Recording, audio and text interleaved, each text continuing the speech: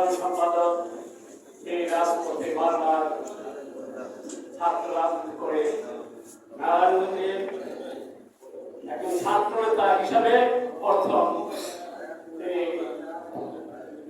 এই চূড়ান্ত নির্বাচিত হয়েছিলেন এবং আমাদের আগে আমার জীবনের এখনো তিনি সাধারণ সম্পাদক আছেন যারা এবং আমাদের বিশেষ করে আমাদের জেলার নেতৃত্ব দিচ্ছেন আমাদের সাধারণ সম্পাদক সাহেব।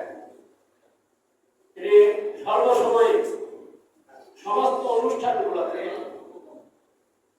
লোক নিয়ে মানুষ নিয়ে জনসভা পথসভা করে থাকে। সম্মানিত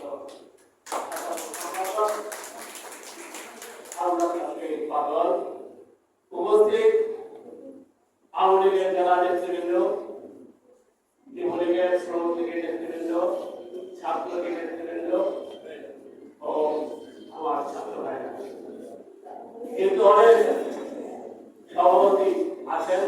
আমি আমার বক্তব্য দীর্ঘায়িত করবো না।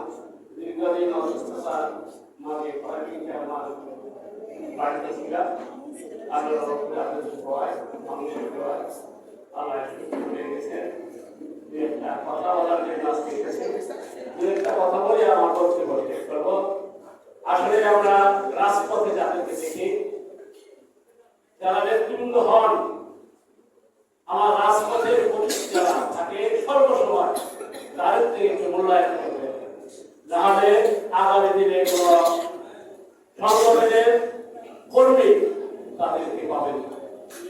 মনে রাখতে হবে, রাজপথে রক্ত দিয়ে জীবন দিয়ে সারাটা আওয়ামী লীগ যুবলীগকে পরিচালনা করে তাদের কিন্তু মূল্যায়ন না করা হয়, তাহলে আগামী দিনে আরো এই আওয়ামী লীগের শূন্য খাতায় নাম লিখবে।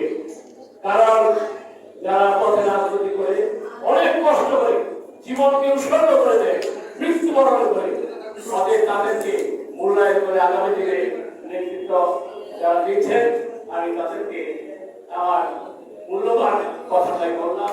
আমি দিন কাহিনী কথা